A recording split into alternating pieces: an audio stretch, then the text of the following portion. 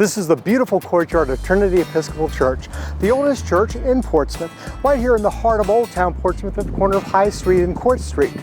This will also be the site of two very special events coming up in the next month. We'll tell you all about those events and many more on this May 2019 episode of Portsmouth Now.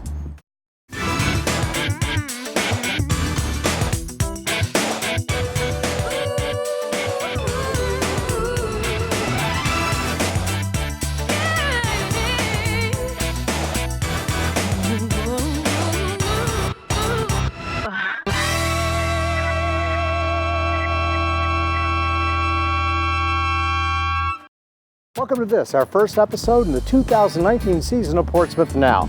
I'm your host, Rob Lauer. On today's show, we'll be looking at special events taking place in Portsmouth during the month of May. On Mother's Day weekend, that's the second weekend of May, there are a host of special events, and here's someone to tell us about some of them. I'm joined by Nettie Fisher, who is here to tell us about an event coming up on Friday, May 10th. Nettie, welcome to Portsmouth Now. Thank you very much. Thank you for having us. Oh, glad to have you. Now, what is this event? Well, the Olde Towne Business Association, in partnership with the Portsmouth Museums and Port Events, will kick off Mother's Day weekend celebration with the Spring Market Friday afternoon and evening from 4 to 8. And it will be at the Middle Street Mall right by the Children's Museum. Okay, well, tell us, what would this feature? It's going to be wonderful. We have, in that mall area, we have 30 crafters that will be set up showing their wares. The master gardeners will be there with beautiful plants and making it very festive and spring-like. And of course they will be for sale as well. All up and down the High Street corridor, the shops will be open until 8 o'clock that evening. We will have music on the street so you can browse the market. You can stroll the streets and see the pretty windows. The shops will have their windows all dressed for the occasion. The shops will be open till 8 o'clock. There will be music along the way. And then on the 600 block of High Street, we will have refreshments and additional music in the shops on the 600 block of High Street. That sounds like the great way to end like that work week. Come out here and just relax for the evening and stroll. And it's wonderful. And bring mother. Bring mother. Bring mother, because it's Mother's Day. It's Mother's Day weekend. That's what we're celebrating. All right. Is there a website or any people want to find out more information about this? Absolutely. The Olde Towne Business Association, the OTBA website, will have complete information on the whole weekend, because that's just Friday night. And we have events, special events going on Saturday and Sunday.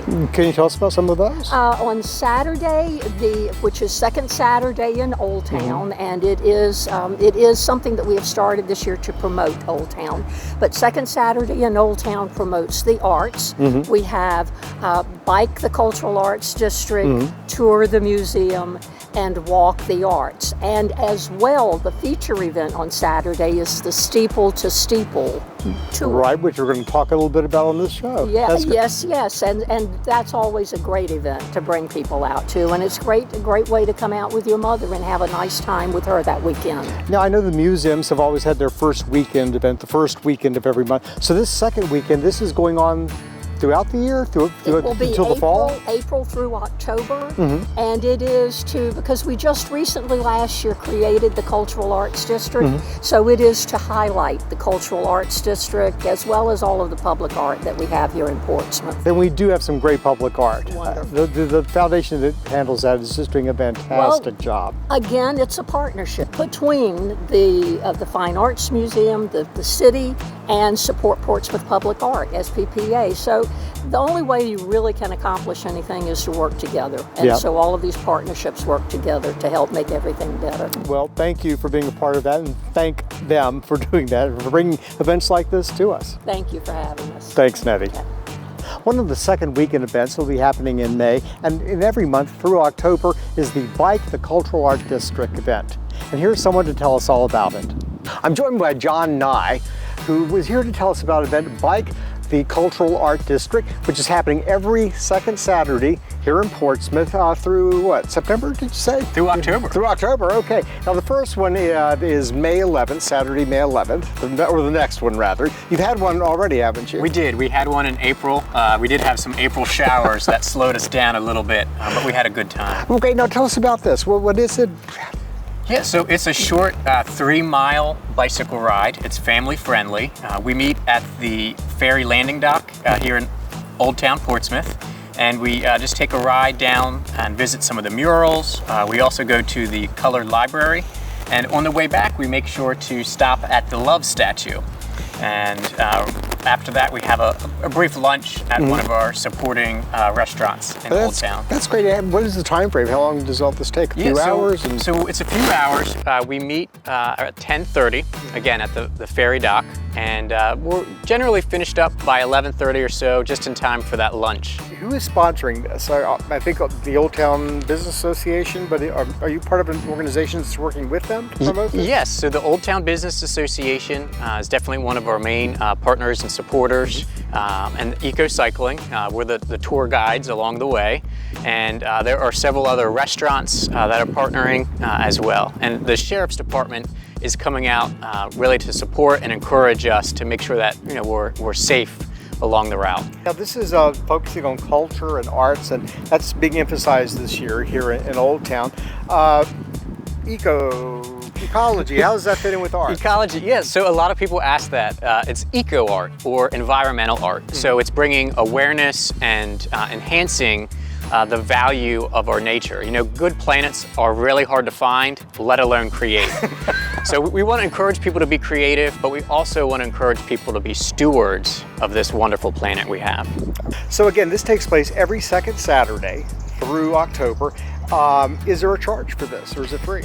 It's a free event, so we do ask that people register or RSVP on Facebook, so that way we can have an idea of how many people are going to be showing up. So there is a Facebook page for this? Yeah, we do have a Facebook event, and you can find that by going right to our website, which is ecocycling.org/art tour. Great, all right, fantastic. Sounds like a lot of fun and a great new way to see the city. That's right. Okay, thanks so much for joining us. Oh, yes, thank you. Thanks. One of the events taking place on the second weekend of May is the annual Steeple to Steeple tour. This annual event has been going on for nearly 2 decades. And here's the historian Dean Burgess and Maureen Mazel to tell us about this year's event. Maureen, Dean, welcome to the show. Now, you're here to tell us about the Steeple to Steeple tour. Tell us, how long has that been going on? Okay, the tour started in May of 2002. It's kind of an interesting way that it started. There was a parishioner at St. Paul's Catholic Church named Debbie Schwind, and she was part of the Van Lefko Leadership Training Group. And Dean Burgess, came to the group and presented about the history of Portsmouth and its churches.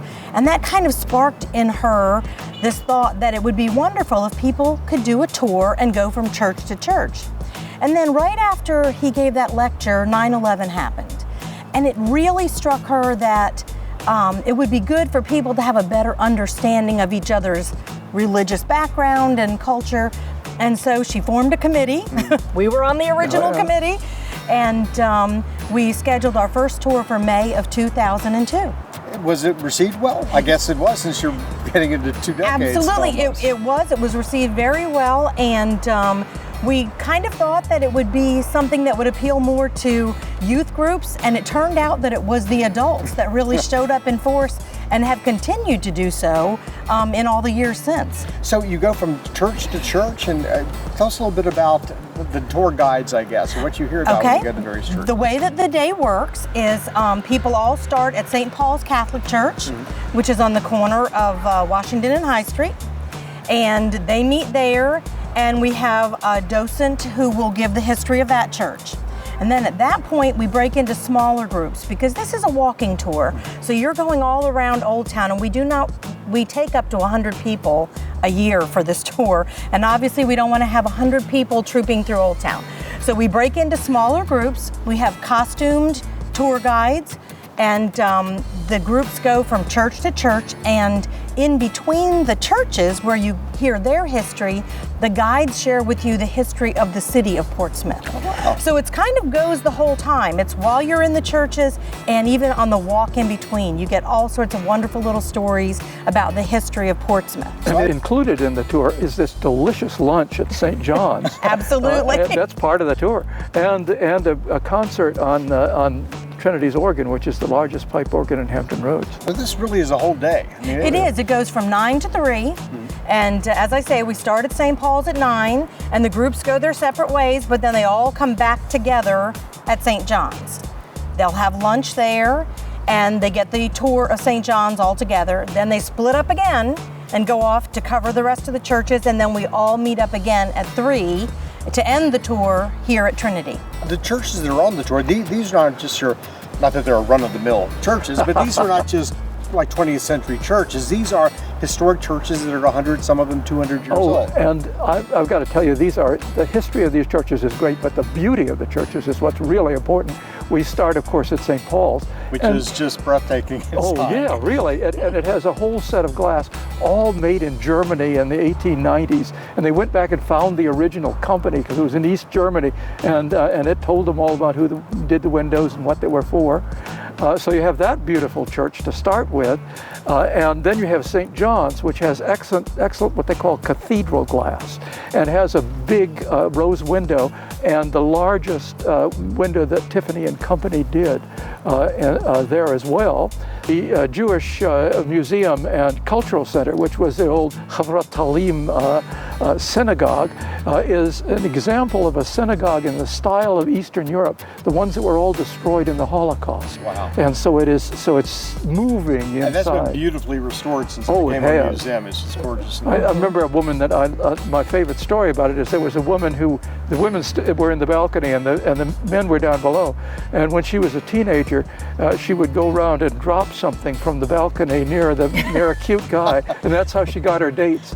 And then we have Emmanuel African Methodist Episcopal Church, which was one of the really important stops on the Underground Railway, and they show you where they hid the slaves, and they have benches that were handmade by the slaves, and I love the tremendous blue window that takes up one side of the church, all hand painted by the slaves at that time, and some free, of course. Then we go to Monumental Methodist, and Monumental Methodist is interesting because they just had that fire, and this is your opportunity to see what's happening to restore the interior. And that's one of the oldest Methodist congregations in the southern U.S. It is the oldest in the South and the third oldest in the nation. Wow. And then you have the Baptist Church, Court Street Baptist. You wouldn't believe it. It has gorgeous glass. It was all put in the first few years of the 20th century, and it's got gold and pink and all that. I like to say going in there is like going into a lantern. And First Presbyterian has stenciled glass that's 200 years old, and Trinity, of course, has some very special glass. We have 6 windows by Louis Comfort Tiffany, made in the second year that he was making windows. And you get to touch Mr. Tiffany's windows. That's great. On this tour. That's fantastic. Well, it really seems like, even if you're not a history lover, I mean, I would assume a lot of people who grew up here in Portsmouth probably have very little idea of the history, but to see the history of the churches then in context of the history of the city seems just like a great opportunity, a lot of fun for anybody. It is. It's a lot of fun, and it's amazing how even people that have lived here their entire lives have gone to their church, or maybe one other church, maybe to a funeral or a wedding, but they just have never really gone into all of these houses of worship.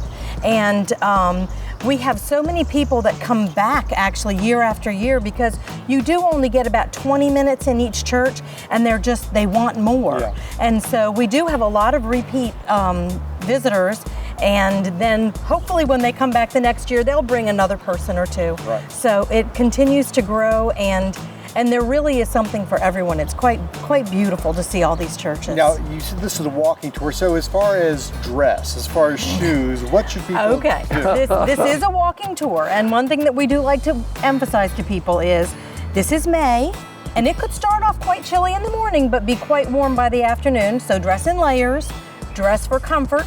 Make sure you wear your whatever shoes you like to walk in. And the tour provides bottles of water, but some people like to bring more, you know, we're all into hydrating these days. So just keep that in mind. This is a walking tour. So it's not church dress. You're going to churches, but you don't have to dress for church. Absolutely, you do not need to dress up for church. We all understand what this day is about. So casual dress and comfortable shoes are the order of the day. However, the longest walk is really about 4 blocks, so it's really not very challenging. And when you get to the next church, you can sit down. So absolutely. You're not climbing Mount Everest. No, it's doable, but it's also over some cobblestones and sidewalks that can be a little bit challenging if you don't have good shoes on. Now, if someone wants... And there's handicapped access to all but one of the churches. Court Street Baptist has it, but it's a little iffy. But all the rest have regular handicapped access. Mm-hmm. Now, if someone wants tickets, do they buy them ahead of time? Is there a place online? There are actually 3 ways. Okay, here we go. you can buy them by snail mail from the address that's on the thing. If you buy them by snail mail, you get them for $20. But you also got to do it way ahead of time to get your tickets back. You could do it online, which is probably the best way to do it, but it's going to cost you $21 if you do that. Or you can come to the door and run the risk of not having any. Exactly, because there are only 100 slots, so you take a chance if you do that. And at the door, it is $25. at the door. So is there, do you know the email or the website? Or steeple2steeple.com. Just Google steeple2steeple.com. Right, steeple2steeple.com. And on that, there are phone numbers. If you want a little more information than what we've given you, feel free to call and we'll fill you in on any details. Fantastic. Well, it sounds like a great tour. I'm planning on going for the first time. Good. All right. Well, we've gone every year, so I mean, you see something new in these churches every time you go in. Every time you go in, it's true. Thank you so much for taking time from your schedules to come Thank you for having us. Thank you, Rob. Terrific. I hope we get a big turnout this year. I do too. Okay, thank you. We'll look at more events coming up in May when we return to Portsmouth Now right after these messages. There's a place where imaginations are sparked, where curiosity's reward is laughter, where history comes to play, and entertainment choices are many. With all tunnels now open in both directions, Portsmouth is now so very easy to reach. We invite you to eat, play, shop, and stay. All tunnels are now open. Rediscover your neighbor, Portsmouth. There's a place where imaginations are sparked, where curiosity's reward is laughter, where history comes to play, and entertainment choices are many. With all tunnels now open in both directions, Portsmouth is now so very easy to reach. We invite you to eat, play, shop, and stay. All tunnels are now open. Rediscover your neighbor, Portsmouth. Welcome back to the May 2019 episode of Portsmouth Now.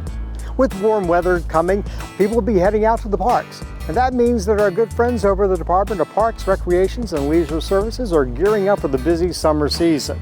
Here's the director, Mark Palmachuk, to tell us about 2 annual events coming up in May. Mark, welcome to Portsmouth Now. Thank you for having me, Rob. So what does the Department of Parks, Recreations, and Leisure Services have planned for the month of May? Well, May, we're actually gearing up for summer. We got a lot going on. Starting off with our UMOJA Festival, May 24th, 25th, and 26th. As always, it's actually our 29th UMOJA Festival. And as always, we have a lot of local and national entertainment and musical acts coming out to help, entertain the citizens here in Portsmouth. And that is celebrating African American culture? Yes, UMOJA is actually the Swahili word for unity. So, it celebrates community, it celebrates, becoming one unit as a community, and just gives, some free family fun for the citizens of Portsmouth to come out and enjoy. Great. And where is that held? That's out at Festival Park, which is in front of the Union Bank and Trust Pavilion, right next to City Hall. Okay. And we have a little bit of a different setup this year. I think people are going to enjoy it. It's going to allow more space for them to view and enjoy the musical entertainment. Fantastic. Great. Yes. What else is coming up after that? Right after that, the day after that, on May 27th, we have our 135th annual Memorial Day Parade. It is a Portsmouth tradition since the 1800s. It salutes the sacrifices and the service of all the United States Armed Forces. You know, we have floats, veteran groups, and lots of entertainment out there. It starts at IC Norcom High School and travels down High Street all the way down to Water Street. Starts at 10 a.m., usually lasts about 2 hours. And now I know there's a little bit of a debate, but this is supposedly, if not the oldest continuous Memorial Day parade in the country, one of the oldest continuous? At least one of the oldest, yes. There is still some debate about that, but we are one of the at least top 3 in the nation for the continuous Memorial Day parades. Okay, are the crowds for that pretty good? Yeah, every year it seems like we actually grow more and more. Of course, weather dependent, but even when we have inclement weather, we still see people come out and enjoy it. Great. Now, if people want more information about either of these events, go back to the UMOJA. Are there ticketed aspects to that festival? No, not this year. This year everything's going to be outside in Festival Park and it's all free, so you don't have to pay anything. Now, of course, we'll have food vendors and retail vendors out there, so you're able to purchase, things from them. But as far as the entertainment is concerned, it is all free. That's great. Yes, yeah. And if anyone wants more information, they can call our department at 393-8481. They can also go to the Ports VA Events website. It's portsvaevents.com. Veterans from all of the wars are, of course, honored in Portsmouth's annual Memorial Day Parade.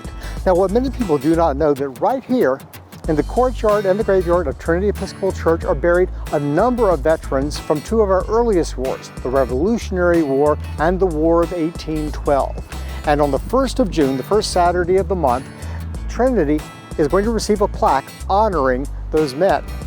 Here's someone to tell us about that event and some of the festivities surrounding it. I'm joined by Father Grant Stokes, and you are the father, the pastor, the priest here at Trinity. Yes, I'm the priest in charge. Priest in charge. Now, there is something, you've gotten some recognition recently, right, the church has, in the graveyard here, right, the cemetery.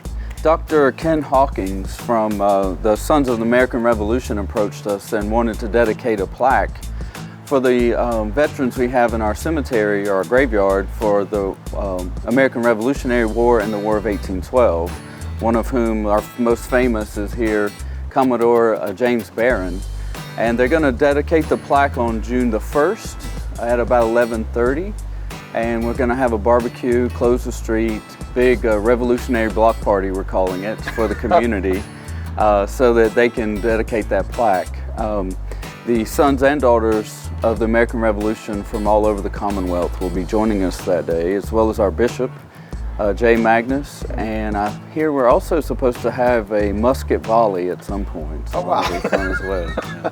That sounds like a really fun event. Awesome, really, yeah, it's going to be great. It wasn't until a few years ago I was strolling through here one evening after having dinner here in Olde Towne, and I noticed that a number of the people here were actually born like in Scotland and Europe and all. And there are some old graves. Now, I believe there are 14 veterans from 1812 that are buried here. And 9 from the American Revolution, right? That's a lot. We have a lot. We have a lot of old veterans. It is, and we're grateful for this plaque because many of the stones are no longer legible.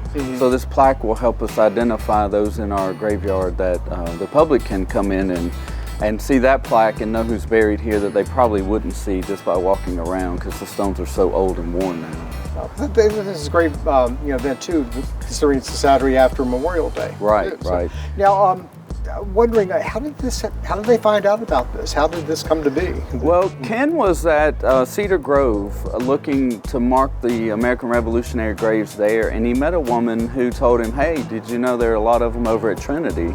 So then he came over and talked to us and got the information from our historian, Dean Burgess, as to who was buried here. And then he decided, along with his chapter of the Sons of the American Revolution, to dedicate this plaque. Wow. Now, just a little bit of background. This is the oldest church in Portsmouth. Not necessarily the building. The building is old, but the congregation is the oldest congregation in Portsmouth? It is, and this guy actually got us here. When he laid out the town, he called this church square, and he gave us the land to put the Anglican church on at that point. This building is actually 1761 and 62. Wow. Part of it is. The bell tower and this addition over here is later, but the main part of the building is actually original. Wow, and that you did some reconstruction, some restoration work in recent years. We did. About 4 years ago, we did a total rehaul of the building electrical, structural, everything. It had been neglected for a while, and there were pieces falling off, so we decided it was time to fix it. And the priest here at the time, along with the vestry, did a fabulous job renovating this church. There's a lot of history here, and I think it's fantastic that you're being recognized for what is here in the churchyard itself. Absolutely, yeah. Okay, so that date again and the time for that? June 1st, we'll close the street from 10 to 3. The festivities will be all day long with the barbecue and bounce house for kids and some kids events as well. The presentation of the plaque itself will be around 11:30 and go till about noon or 12:15. Okay. So. Thank you so much for coming here and telling us all about it. Oh, thank you. I appreciate it. That's it for our show today. If you'd like more information on any of the events that we've looked at on today's show, simply log on to www.portsvaevents.com and then come to Portsmouth, where if you give us a day, we'll give you a vacation. I'm Rob Lauer. Join me next month for our June episode of Portsmouth Now.